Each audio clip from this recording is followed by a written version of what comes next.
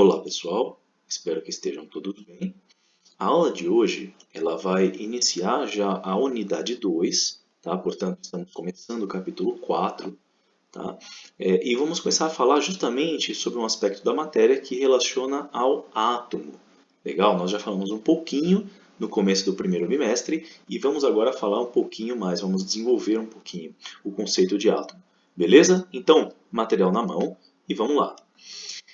Para começar a falar sobre os átomos, gente, vamos ter que entender que hoje eles são concebidos como os blocos, os tijolos que compõem a matéria, certo? Eles são a parte mais básica da matéria no nosso entendimento, dentro de certos limites, é claro, né? Historicamente, uma das pessoas que resolveu questionar a composição da matéria foi Tales de Mileto, que fazia a seguinte pergunta, uma das várias pessoas, tá, gente? Não foi a única. Fazia a seguinte pergunta: por que existem tantas coisas diferentes no mundo, né? Seria coincidência de alguma forma? Bom, realmente existe uma variedade inumerável de formas, cores, texturas e substâncias diferentes em si, né? Heráclito, também um filósofo grego, ele já acreditava em algo similar e também propôs que nada estaria de fato parado, né? Como nós vamos ver, Heráclito não estava errado. Mas ambos os filósofos concordavam com uma mesma ideia, de que a origem de toda a matéria ela se dava nos elementos da natureza. Tá? Ou seja, alguma coisa dos elementos presentes na natureza era responsável por criar a própria matéria. É um pensamento ainda um pouco vago, mas ambos concordavam com essas ideias. Entretanto, um outro filósofo grego, Parmênides, ele já propunha que a origem de toda a matéria, a origem de absolutamente tudo, tinha como fonte um ser primordial, né? Uma divindade, um ser supremo que teria criado tudo. Claro, essa ideia conflitava com as ideias de Tales de Mileto e de Heráclito, tá? E daí as conhecidas sessões em que os filósofos eles debatiam, tá? Não era um embate de fato, mas eles debatiam sobre as ideias que possuíam até chegar num conceito mediano, num meio termo, certo? Um tentava convencer o outro das suas ideias. Eles não eram conflitivos, viu, gente? Agora, uma primeira ideia sobre o átomo partiu de um questionamento de um outro filósofo grego ainda, chamado Demócrito, da cidade de Abdera, na Grécia. Ele acreditava que, se dividisse um pedaço de matéria sucessivas vezes, uma vez após a outra, pega um pedaço menor e quebra de novo, pega um pedaço menor e quebra de novo, se obtinha partes cada vez menores. Tá? E, portanto, ele dizia que átomo seria a menor parte de uma matéria, quando não se pudesse mais dividir. Átomo é uma palavra que vem do grego, em que a significa não e tomo significa parte ou divisão, de modo que a palavra átomo significaria indivisível, ou seja, átomo seria a menor parte da matéria que não daria mais para dividir. E, portanto, toda a matéria deveria ser deveria ter seus blocos de construção chamados átomos, as suas menores partes que juntas formavam a matéria que nós conhecemos. Essa era a concepção de Demócrito. Interessante porque hoje nós concebemos exatamente da mesma forma. Hoje é comprovado que as ideias de Demócrito não estavam erradas. Tá certo? Bom, aí existe também a questão da continuidade ou descontinuidade da matéria.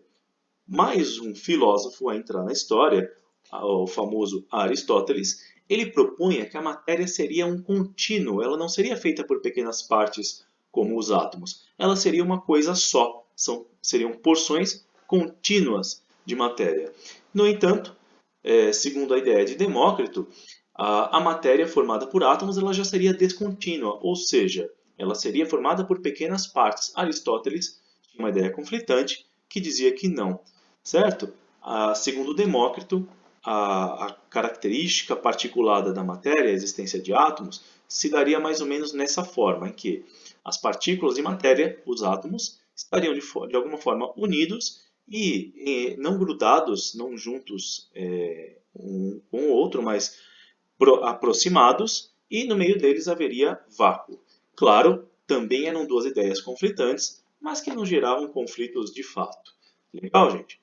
Bom, agora, a teoria dos quatro elementos, em algum momento da história, ela surgiu e um dos filósofos que a abraçou foi Empédocles.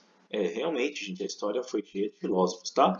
Empédocles acreditava na existência dos quatro elementos, ar, terra, fogo e água, cuja combinação geraria alguns dos sentidos que nós conhecemos, tal como a ambiguidade frio e quente, seco e úmido, sendo que o frio ele seria gerado pelos elementos terra e água, o quente, fogo e ar, seco entre a água e o fogo, e úmido entre o ar e a terra.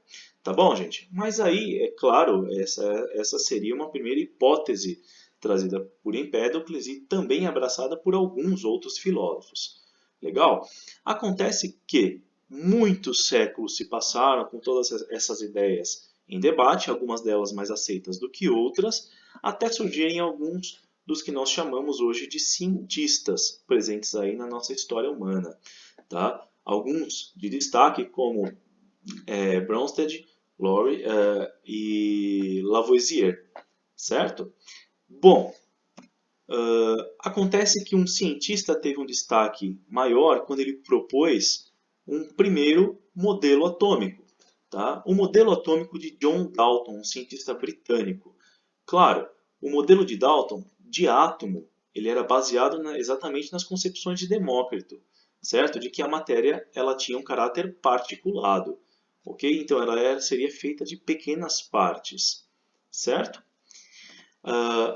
Dalton, então, não apenas resgatou os conceitos propostos por Demócrito, como ele também se baseou em alguns referenciais, em alguns estudos de outros grandes nomes na ciência, tal como Isaac Newton, que propôs também que a matéria deveria ter uma característica corpuscular, ou seja, feita de pequenas partes, pequenos corpúsculos, que são os átomos. Tá? Então, Isaac Newton também era adepto dessa ideia. Agora, o Lavoisier já acreditava também nas ideias de átomos e isso foi o que deu a base para ele trabalhar os cálculos de massa. Tá certo, gente? Lavoisier, com os seus estudos sobre a massa dos elementos nas reações químicas, das substâncias nas reações químicas, que levou à concepção das leis ponderais. Então, baseado nessas ideias anteriores, nessas ideias bem embasadas desses cientistas, Dalton propôs então seu primeiro modelo atômico, que foi conhecido como modelo bola de bilhar. Tá? Por quê? Dalton acreditava que os átomos seriam esferas indestrutíveis e propôs 4 postulados, sendo que o primeiro é: os elementos, as substâncias da natureza, são constituídos de pequenas partículas denominadas átomos. Tá? Essas partículas seriam esféricas, segundo John Dalton. Os átomos eles não poderiam, segundo Dalton, ser divididos, ou seja, eles eram indestrutíveis, e um átomo não poderia se transformar em outro átomo. Por exemplo, um átomo de ferro jamais se transformaria no átomo de hidrogênio. De fato, Dalton tinha razão até um certo ponto. Depois nós vamos entender o porquê. Terceiro postulado de Dalton dizia que a combinação entre átomos, ou seja, os átomos poderiam combinar-se entre si para formar as substâncias que nós conhecemos. Por exemplo, 2 átomos de hidrogênio e 1 átomo de oxigênio se combinam para formar uma molécula de água. E uma recombinação desses átomos seria justamente a reação química. Tá certo? Nada mais seria do que uma recombinação entre os átomos, sendo que nenhum átomo desapareceria ou seria criado do nada. Tá? Só uma recombinação, isso já seria uma reação química. Nisso, Dalton acertou em cheio. Certo? Quarto postulado de Dalton diz que todos os átomos de um mesmo elemento são idênticos e têm as mesmas propriedades e mesma massa. Aí Dalton quase acertou. Nem todos os átomos de um mesmo elemento são idênticos e futuramente nós vamos entender o porquê. São muito parecidos e com características quase idênticas, tá? Mas existem ligeiras diferenças. Então, por exemplo, dois átomos de hidrogênio podem não ser exatamente idênticos em tudo. Legal, gente? Bom, espero que vocês tenham entendido. Aqui foi só um breve histórico, tá? E alguns conceitos preliminares para podermos desenvolver as ideias de modelo atômico, que se tornarão um pouquinho mais complexas a partir daqui. Legal, gente? Bom, muito obrigado pela atenção de todos. Até a próxima videoaula. Que a força esteja com vocês. Abração, gente. Valeu!